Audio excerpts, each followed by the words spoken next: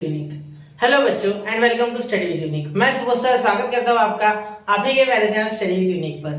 बच्चों आज हम इस लेक्चर में इंटीग्रेशन इन बाय पार्ट्स के बारे में डिटेल में पूरा डेप्थ में पढ़ने वाले हैं, ठीक है।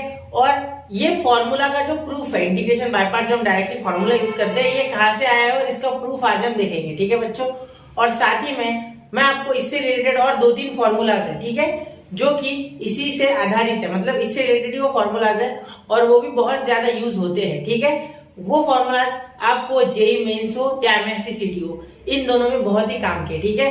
और साथ में एक e raise to the power x, ठीक है, इसका भी एक नया थ्योरम, ऐसा समझ लो कि पूरी एक्सरसाइज 3.3 जो इसमें जो थर्ड क्वेश्चन है उसमें हम वही integration of e raise to the power in bracket f dash of x plus f of x dx इसी पूरे फॉर्मूले के ऊपर वो बेस्ड है, ठीक है। एक्चुअली वो फॉर्मूला नहीं, एक्चुअली वो इंटीग्रेशन है, लेकिन उस फॉर्मेट का अगर इंटीग्रेशन आता है तो उसका एक डायरेक्ट आंसर आता है, तो वो भी किस तरीके से लाना है वो भी मैं आपको बताऊंगा। मतलब इस लेक्चर में हम पढ़ेंगे पहले बाय पार्ट्स का प्रूफ, फिर हम पढ़ेंगे वो 3 फॉर्मूला, तो उसके बाद वो e raise to the power x वाला जो डायरेक्ट इंटीग्रेशन है वो, ठीक है। तो चलिए बच्चों शुरू करते हैं इंटीग्रेशन बाय पार्ट्स। अब एक्चुअली आप सब लोग जानते होंगे कि इंटीग्रेशन बाय पार्ट्स क्या होता है। अब मैं इसे ना थोड़ा अलग कलर से लिखूंगा, ठीक है। देखो integration of u dot v dx अगर होता है, ठीक है, तो आप इसे कैसे लिख सकते हैं। देखो अगर आप जानते हो तो बात सही है, लेकिन अगर आपने प्रूफ नहीं देखा तो प्रूफ भी देख लो, ठीक है। चलो तो u integration of v dx, ठीक है, माइनस होता है integration of d dx of u, ठीक है, इनटू इंटीग्रेशन ऑफ v और एक बार और इसको ब्रैकेट कर दो और एक बड़ा इंटीग्रेशन लगा दो, ठीक है। मतलब ये इंटीग्रेशन देखो क्या हुआ, सबसे पहले u वैसे का वैसा बाहर, v का integration minus integration of d dx of u into integration of v dx और पूरे ब्रैकेट का dx। मतलब इसे सॉल्व करने के बाद आपको इसका और एक बार इंटीग्रेशन लेना है, ठीक है। मतलब यहाँ अंदर से v का इंटीग्रेशन, u का डेरिवेटिव जो इसका आएगा मल्टीप्लाई डिवाइड होकर जो भी आना है इसका, ठीक है, वो रिजल्ट आएगा और उसे वापस से आपको इंटीग्रेट करना है, इसका ये मीनिंग हुआ, ठीक है। ये एक्चुअली बाय पार्ट जो है ना बच्चों, हम इसे कह सकते हैं एक्चुअली इंटीग्रेशन का प्रोडक्ट रूल, ठीक है। लेकिन वो प्रोडक्ट रूल जितना आसान नहीं है। प्रोडक्ट रूल क्या था, डायरेक्टली पहला वैसे दूसरे का डिफरेंशिएशन प्लस दूसरा वैसे पहले का डिफरेंशिएशन, ऐसा था। लेकिन यहाँ थोड़ा अलग है, ठीक है, यहाँ पिक्चर थोड़ी चेंज है, ठीक है। तो वो मैं आपको आज बताऊंगा कि किस तरीके से इसका प्रूफ हमें डिराइव करना है। एक्चुअली हम इसका प्रूफ भी डिराइव करते समय प्रोडक्ट रूल को ही इस्तेमाल करने वाले हैं, ठीक है। तो ये आप नोट कर लीजिए अपने बुक में कहीं, ठीक है। तो ये आज हम प्रूफ करने वाले हैं, ठीक है। अगर ये प्रूफ करने के लिए आता है तो, ठीक है, ये अच्छे से नहीं बना शायद, हाँ ये प्रूफ करने के लिए आता है, ठीक है, आता है ये एग्जाम में, ठीक है, जनरली आता है। तो हम इसे प्रूफ करने वाले हैं, तो इसका प्रूफ देखते हैं बच्चों सबसे पहले, ठीक है। इतना लिख लो आप, ठीक है, नोट कर लो इतना, इंटीग्रेशन बाय पार्ट्स में बहुत जरूरी है, ठीक है। और इससे रिलेटेड एक रूल बता दूं मैं आपको। एक रूल होता है इसमें जो कि बहुत ही इंपॉर्टेंट है, जिसे हम बोलते हैं आइलेट, ठीक है, आइलेट, ठीक है, या लिएट, आपको जो बोलना है, ठीक है, लिएट और एक आइलेट, ठीक है। आइलेट ये होता है, ठीक है, देखो आइलेट और लिएट दोनों चलेंगे बेटा, ठीक है। देखो क्योंकि i और l अगर एक दूसरे से इंटरचेंज भी होगा तो it is okay, why, because inverse function i को कहते हैं इनवर्स फंक्शन, ठीक है, इनवर्स ट्रिग्नोमेट्रिक फंक्शन, ठीक है, और l को कहते हैं बेटा लॉगरिथमिक, यानी लॉग वाले फंक्शन, लॉगरिथमिक, ठीक है, पूरा लिख दो लॉगरिथमिक फंक्शन, ठीक है। और e को कहते हैं बेटा अलजेब्रिक फंक्शन, क्या कहते हैं, अलजेब्रिक फंक्शन, ठीक है। और ये जो है t इसे कहेंगे ट्रिग्नोमेट्रिक फंक्शन, अलजेब्रिक का स्पेलिंग अलग होगा है ना, अलजेब्रिक फंक्शन। ये देखो t को कहते हैं ट्रिग्नोमेट्रिक फंक्शन, कौन सा, ट्रिग्नोमेट्रिक फंक्शन, ठीक है। इनवर्स ट्रिग्नोमेट्रिक अलग फंक्शन है और ट्रिग्नोमेट्रिक अलग है, ठीक है। और e को कहते हैं एक्सपोनेंशियल, ये तो आप जानते होंगे है ना, e raise to the power पढ़ा हुआ बहुत बार, एक्सपोनेंशियल, ठीक है। अब एक बात मेरी सुन लेना, यहाँ देखो, यहाँ ये दोनों इंटरचेंज में हो जाए तो that is okay, why, because in दोनों का इंटीग्रेशन निकालना इक्वली डिफिकल्ट है, ठीक है। आप बोलोगे सर मुझे तो ये आसान जाता है, ये नहीं, तो 19-20 का फर्क होगा, ठीक है। इन दोनों का जो इंटीग्रेशन है वो इक्वली डिफिकल्ट है, इसलिए आइलेट लिखो या लिएट लिखो। टेक्स्ट बुक में ये दिया गया है, मैं जानता हूँ, ठीक है, लेकिन अगर आप अच्छी बुक्स उठाओगे तो दोनों दिया रहेगा, ठीक है। मतलब टेक्स्ट बुक को छोड़ के बाकी कोई बुक उठाओगे तो आपको ये मिलेगा, ठीक है। इसलिए मैं आपको पहले बता दूं, वरना आप कंफ्यूज ना हो जाओ कि ये, क्योंकि एमएसटी सीटी वगैरह में आप दूसरी बुक्स भी रेफर करते हो, तो इसलिए बता रहा हूँ मैं, ठीक है। चलो तो ये इक्वली डिफिकल्ट होता है दोनों का, इसलिए एल की जगह है और आई की जगह है, इट इज ओके, ठीक है। समझ गए। ये फिर तो इसका यूज क्या है ना, एक्चुअली इसका यूज क्या मैंने बता तो दिया। तो देखो सपोज आपको एक इंटीग्रेशन दिया गया है sin x into x square dx, ऐसा इंटीग्रेशन बोला गया, ठीक है। तो सबसे पहले ये x यानी हो गया बेटा अलजेब्रिक फंक्शन a, ठीक है, ये हो गया ट्रिग्नोमेट्रिक यानी t। तो यहाँ देखो LIATE में कौन पहले आ रहा है, a पहले आ रहा है और t बाद में आ रहा है। तो a को पहले लिखो, ठीक है, उसके बाद लिखो t को, ठीक है। तो जब ये ऐसे अरेंज हो जाएगा उसके बाद ही आप इसे लगा सकते हैं बाय पार्ट्स, मतलब now it is valid for by part, now it is valid to apply by part, to apply by part. अब ये सही है, ठीक है, टू अप्लाई बाय पार्ट्स, वरना पहले बाय पार्ट्स लगाने के लायक नहीं था। अब हमें उसे कन्वर्ट करना होगा, उसके बाद ही उसमें बाय पार्ट्स लगेगा, ठीक है, लिएट के हिसाब से, ठीक है। ऐसे कोई भी फंक्शन आ सकता है। सपोज और एक देखते, देखो integration of e raise to the power x और यहाँ सपोज रहा sin inverse of x dx। तो इसे कैसे कन्वर्ट करेंगे, देखो integration of sin inverse of x पहले ले लो, ठीक है, और e raise to the power x पीछे ले लो। क्यों? क्योंकि पहले आता है i, उसके बाद आता है लास्ट में e, ठीक है। तो ऐसे इसे कन्वर्ट करना है, उसी के बाद इसमें बाय पार्ट्स लगाया जा सकता है, इंटीग्रेशन बाय पार्ट्स किया जा सकता है, ठीक है। अब ये कैसे बना, तो जब साइंटिस्ट ने ये सब स्टडी किया बेटा, तब जो इंटीग्रेशन था वो इन फंक्शंस का कंपैरेटिवली डिफिकल्ट था, एल आई का और ए का और टी का देन ई, इसीलिए ई सबसे पीछे, ठीक है। ई से मुश्किल था टी का, टी से मुश्किल था ए का, ए से मुश्किल था आई का, और आई और एल का तो वैसे सेम मुश्किल है, लेकिन आप बोल सकते हैं आई से मुश्किल था एल का, या इसके हिसाब से हो जाएगा एल से मुश्किल था आई का। तो ये दोनों एक दूसरे में इंटरचेंज होते चलेंगे, ठीक है, लेकिन ये याद रखना, ठीक है। मतलब यहाँ से इस साइड जाते समय इंटीग्रेशन हर एक का आसान होते जाएगा, मतलब एल से आसान आएगा, आई से आसान ए का, ए से आसान टी का, टी से आसान ई का। मतलब सबसे आसान एक्सपोनेंशियल फंक्शन का है, उससे थोड़ा मुश्किल ट्रिग्नोमेट्रिक है, उससे थोड़ा मुश्किल अलजेब्रिक है, उससे थोड़ा मुश्किल इनवर्स है, उससे थोड़ा मुश्किल लॉगरिथमिक है। जबकि इनवर्स और लॉगरिथमिक आसपास सेम ही आएंगे, 19-20 में खेलेंगे वो, ठीक है। चलो समझ गए, आपको उम्मीद है मुझे कि आपको इतना तो समझ ही गया होगा, ठीक है। चलो तो इतना आप नोट कर सकते चाहो तो, ठीक है। अब मैं बढ़ रहा हूँ इस प्रूफ की ओर, मतलब प्रूफ ऑफ बाय पार्ट्स। तो मैं अगले पेज पे ले रहा हूँ, इतना आप नोट कर लो चाहिए तो। देखो 1, 2 एंड 3 हो गया आपका नोट। चलिए तो अब मैं आपको प्रूफ ऑफ बाय पार्ट्स देता हूँ सबसे पहले, ठीक है।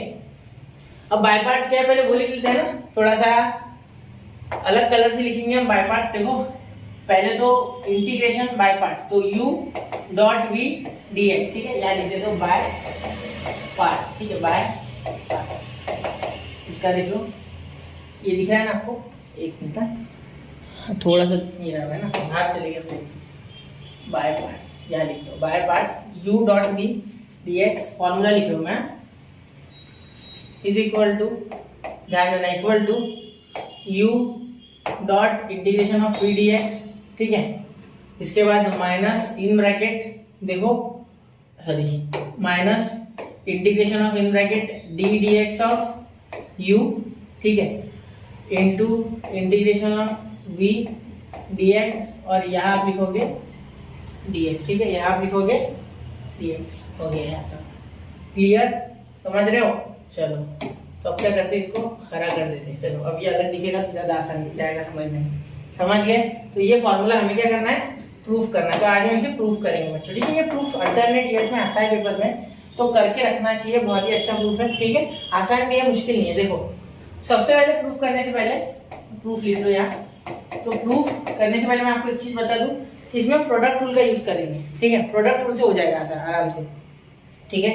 यहाँ आपको सबसे पहले क्या लिखना है, देखो टेक्स्ट बुक वाला प्रूफ ही हमेशा लिखना है एग्जाम में, टेक्स्ट बुक वाला प्रूफ ही वैलिड होता है, ठीक है। बाकी इसी मेथड से करोगे तो गलती निकालने के उसके चांसेस है कि वो बोल देंगे आगे वाले एग्जामिनर कि ऐसा वैलिड नहीं है, आपको ऐसे प्रूफ चाहिए, तो वैसे ही करना है। टेक्स्ट बुक वाला प्रूफ ही ज्यादा बेटर होता है, उसमें थोड़ा बहुत हेरफेर चलता है, लेकिन एकदम से अगर पूरा बदल दोगे तो वो चलेगा नहीं, ठीक है। तो याद रखना, लेट आप सबसे पहले लिखोगे लेट, ठीक है। लेट आप लिखोगे w is equal to integration of v dx, क्योंकि यही मुझे यहाँ तुक दे रहा है, बाकी u का टेंशन नहीं, u तो बेचारा अकेला घूम रहा है, लेकिन ये इंटीग्रेशन ऑफ v dx मुझे दुख दे रहा है, ठीक है। अब इसे क्या लिखूंगा मैं, ध्यान देना, w is equal to integration of v dx, समझ गए इतना। अब आगे इसे कैसे कन्वर्ट कर सकते, देखो इसे ही हम कन्वर्ट कर सकते हैं बेटा, नीचे लिख रहा हूँ मैं, इसे ही कन्वर्ट कर सकते हैं अगले स्टेप में आप, कि इंटीग्रेशन जो होता है ये जस्ट डेरिवेटिव उल्टा है तो होता है, ये तो आपको पता है। तो मैं आप दोनों साइड डेरिवेटिव लूंगा, ठीक है, डिफरेंशिएट ऑन बोथ साइड, आप ऐसे लिख सकते हैं, ठीक है। तो आपको मिल जाएगा dw बाय dx, ठीक है, ये इंटीग्रेशन खत्म, ठीक है, क्या बच गया सिर्फ v, ठीक है। मतलब मैंने क्या किया, ऐसा समझो आप कि ये इतना जो इतना, इस पूरे को मैंने क्या किया, यहाँ देखो इस पूरे को मैंने यहाँ क्या कर दिया, देखो यहाँ मैंने इसे ऐसे कर दिया कि ये जो एक मिनट, ये जो इसका जो है दोनों साइड मैंने डेरिवेटिव ले लिया, मतलब डी डी एक्स ऑफ डब्ल्यू is equal to d d x of integration of v d x. तो इंटीग्रेशन हट जाएगा डेरिवेटिव के कारण, ठीक है। डेरिवेटिव और इंटीग्रेशन एक दूसरे के बहुत बड़े दुश्मन है, अगर एक साथ आते हैं तो वो एक दूसरे को कैंसिल कर देते हैं। जैसे plus one minus one zero होता है, बस ये खत्म और बचा सिर्फ ये v, ठीक है। तो इसीलिए मैंने लिखा डी डब्ल्यू by d x is equal to v, ठीक है। ये इंपॉर्टेंट है, ठीक है। इसे नंबर 1 दे दो, ये बहुत काम का है। या एक काम करो, ये दोनों काम के, तो इसे नंबर 1 और इसे नंबर 2 दे दो, ठीक है। प्रूफ्स में नंबरिंग बहुत जरूरी होती है, ठीक है। इतना हो गया। अब आप क्या लिख सकते हो आगे, देखो आप आगे लिखोगे, यहाँ आपको क्या चाहिए, v और u, मतलब integration of u dot v, ठीक है। तो याद रखना बाय पार्ट्स करना है हमें u डॉट w का। अब बोलोगे सर, आप बोलोगे सर u डॉट v क्यों नहीं, अरे बेटा w इक्वल है integration of v dx, w equal है इंटीग्रेशन ऑफ v dx की, ठीक है। तो अगर आप v लोगे तो इंटीग्रेशन ऑफ w बनाना पड़ेगा, हमें u डॉट v में चाहिए ना जो आंसर चाहिए, यहाँ w ले लो, फिर उल्टा कर लो, ठीक है। लेकिन जो मैं बता रहा हूँ वो करोगे तो ज्यादा आसान है, ठीक है। अब देखो यहाँ क्या होगा, वैसे भी प्रूफ में मैनिपुलेशन तो जरूरी है, ठीक है। अब देखिए इसके बाद क्या लिखेंगे, u डॉट w का डिफरेंशिएशन करेंगे। क्या करेंगे, डिफरेंशिएशन। पहले क्या करेंगे, डिफरेंशिएशन, याद रखना। तो u डॉट w का D d x of u dot w, ठीक है। नाउ लिख लो चाहिए तो, now D d x of u dot w क्या हो जाएगा, पहला वैसे के वैसा, मतलब u वैसे वैसा, डिफरेंशिएशन ऑफ w, ठीक है, प्लस ये w वैसे के वैसा, डिफरेंशिएशन ऑफ w वैसे के वैसा, डिफरेंशिएशन ऑफ u, ठीक है। इतना हो गया क्लियर। अब ध्यान देना, यहाँ तक हो गया। देखो पहले क्या किया, पहला वैसे कैसा, दूसरे का डिफरेंशिएशन, दूसरा वैसे कैसा, पहले का डिफरेंशिएशन, ठीक है। यहाँ तक हो गया।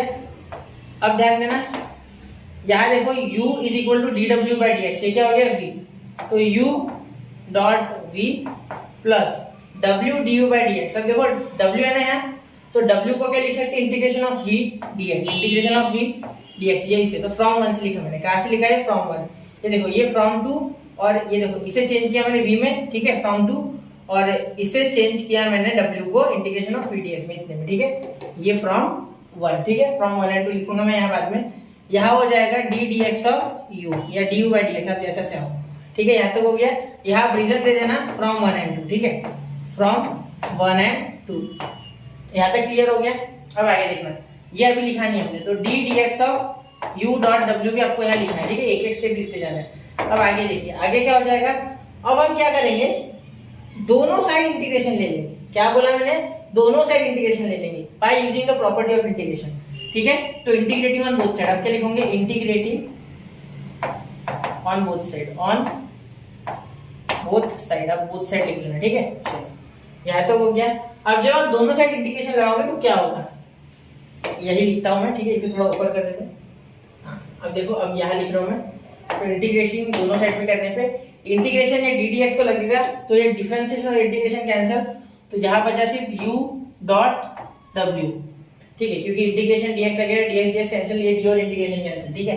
अब यहाँ लगेगा इंटीग्रेशन, तो इंटीग्रेशन की प्रॉपर्टी क्या होती है, integration of f of x plus g of x, ठीक है।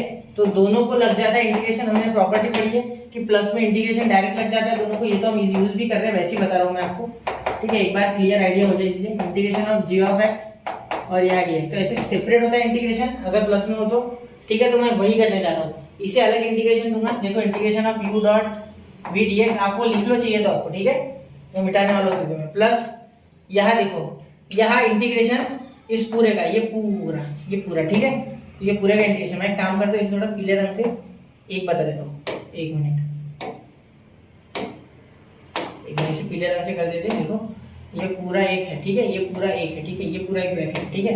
इसलिए मैंने पीले से बताया आपको कि ये ब्रैकेट है, ठीक है, दिख रहा है ना, उसमें दिख रहा होगा शायद। अब देखो यहाँ क्या लिख सकते हैं, इंटीग्रेशन ऑफ, ये पूरा ब्रैकेट ले लो, ये D u by d x आगे निकालो, क्योंकि यहाँ देखो D u by d x आगे, तो D d x of u, ठीक है, इनटू ये मल्टीप्लाई है ना, दोनों वैसे भी मल्टीप्लाई में ना, कोई साइन नहीं है तो बीच में, तो यहाँ हो गया इंटीग्रेशन ऑफ v dx, और यहाँ इंटीग्रेशन लगाया ना, तो dx तो आना ही आना है, dx के बिना इंटीग्रेशन होता ही नहीं है, ठीक है। तो यहाँ का इंटीग्रेशन कौन खा गया है, dx, लेकिन यहाँ इंटीग्रेशन नहीं था, यहाँ रह गया, ठीक है। अब आपको बहुत सारा मेरा जो करने वाला हूँ मैं आगे का तो पता ही होगा, ठीक है। तो आप चाहो तो एक बार पॉज करके ट्राई करो, ठीक है। ये मैं मिटा रहा हूँ, ठीक है। चलिए, तो ये मैं मिटा रहा हूँ पूरा, ठीक है। यहाँ तक हो गया, प्रॉपर्टी बता दी मैंने आपको इंटीग्रेशन की। अब यहाँ मैं आगे करने जा रहा हूँ प्रूफ, ठीक है। अब ध्यान देना है, यहाँ लिख रहा हूँ मैं, ठीक है। यहाँ तक हो गया। अब बहुत ही आसान है, देखो ये जो integration of u dot v d x है, इसको यही रहने दो, ठीक है। इसको यही रहने दो, ये आपके काम का है, ठीक है। इसे यही रहने दो। तो आप ये यही रखोगे तो ये पूरा टर्म इधर आएगा। तो आप क्या करोगे, आप मन में क्या इंटरप्रेट करके सोचो, ये u डॉट वी, सपोज ये पूरा टर्म इधर और सपोज ये पूरा टर्म उधर है, तो साइन तो बदलेगा नहीं ना, पूरे के पूरे टर्म बदले होंगे। हाँ लगता है माइनस, लेकिन दोनों साइड का माइनस कैंसिल हो जाएगा, ठीक है। तो ये सिर्फ यहाँ रह गया, मतलब मैं क्या कर रहा हूँ, integration of u dot v d x को एक साइड रख रहा हूँ, ठीक है। और यहाँ मैं ये जो टर्म है ये इधर लेके जा रहा हूँ, मतलब ये प्लस का माइनस, इसने साइड नहीं बदली, इसने साइड बदली नहीं, ऐसे समझो, इसने भी साइड बदली नहीं, सिर्फ ये इतनी जो टर्म है इसने साइड बदली, ठीक है। तो ये हो गया प्लस का माइनस, मतलब यहाँ हो गया u dot integration of v d x. अरे सर u के w की जगह कैसे डाला, फ्रॉम वन, देखो बेटा फ्रॉम वन, w की वैल्यू क्या है, integration of v d x, integration of v d x है, तो यही डाला ना मैंने। देखो यहाँ w की जगह क्या डालूंगा मैं, ये तो मैंने आ गया, देखो एक एक टर्म को मैं अंडरलाइन कर रहा हूँ अलग अलग कलर से, जिससे कि आपको समझे कि कौन सी टर्म कौन सी है। ये देखो ये टर्म, ठीक है। अब मैं बाकी भी रंग करता हूँ, 1 मिनट मैंने लिख लूँ, ठीक है। ये देखो ये टर्म ये है, ठीक है। और यहाँ हो गया प्लस, प्लस का इधर जाके माइनस, तो माइनस इंटीग्रेशन ऑफ, देखना d d x of u, ठीक है, into integration of v d x, और यहाँ हो गया पूरे ब्रैकेट का dx। बस समझ रहे हो, समझी मेरी बात, क्या है विषय, समझ गए पूरा, शायद आपको समझ गया होगा, वैसा मुझे लग रहा है, ठीक है। ये इंटीग्रेशन का थोड़ा जो ये साफ है, ये थोड़ा बड़ा कर देते हैं, चलो अब दिख रहा है, ठीक है। अब देखो, अब मैं वापस से बताना चाहूंगा, एक बार मैं अंडरलाइन करता हूँ कौन सी टर्म कौन सी है, 1 मिनट रुको। देखो ये टर्म जो है, ये जो मैं वॉयलेट से कर रहा हूँ कलर, ये वाली है, ठीक है, ये वाली टर्म, ठीक है। थोड़ा सा कंफ्यूजिंग लगता है स्टार्टिंग में, एक बार करोगे तो बहुत आसान हो जाएगा, ठीक है। यहाँ ब्लू से ये कलर, ये ब्लू, और ये टर्म यही है, ठीक है, क्योंकि मैंने क्या किया, W की value according to this put कर दी, ठीक है। तो क्या हो गया, आपका डायरेक्टली आंसर आ गया, ठीक है। तो देखिए यही तो चाहिए था हमें ना, शायद एक बार थोड़ा देखो पहले, यही तो आंसर चाहिए था हमें, है ना, यही आंसर चाहिए था हमें। क्या चाहिए था, integration of u dot v d x, देखो u dot v d x is equal to u dot integration of v d x, ठीक है, minus d d x of in bracket minus integration of in bracket d d x of u dot integration of v d x और बाहर dx है, ठीक है। तो इसे आप बड़ा वाला इंटीग्रेशन भी बोल सकते हैं, ठीक है, मतलब इतना सॉल्व करके जो इंटीग्रेशन आएगा उसे आप बड़ा वाला इंटीग्रेशन भी बोल सकते हो, ठीक है, वो आपकी इच्छा है, ठीक है। समझ गए, चलो अब कोशिश है मेरी कि आपको समझ गया होगा, ठीक है। एक बार जरूर इसे रिवाइज करें बच्चों, ठीक है, बहुत बार एग्जाम्स में पूछा गया है, वेरी वेरी IMP, ठीक है, मेरी तरफ से लिख लो वेरी वेरी IMP, शायद इस साल आ जाए, ठीक है। तो थ्योरम्स कभी छोड़ना नहीं बेटा, जनरली आ जाते, ठीक है। ये जो टर्म है ये मैंने यही रिपीट की, इसलिए मैंने इसे बॉक्स कर दिया, ठीक है। तो यहाँ भी हमें फ्रॉम 1 लिखना चाहिए, वैसे कायदे से यहाँ मैं लिख रहा हूँ, देखो फ्रॉम 1 आप लिख लो ना, फ्रॉम 1 मैंने F1 लिखा, ठीक है। तो इसे नोट कर लीजिए, 1 2 एंड 3,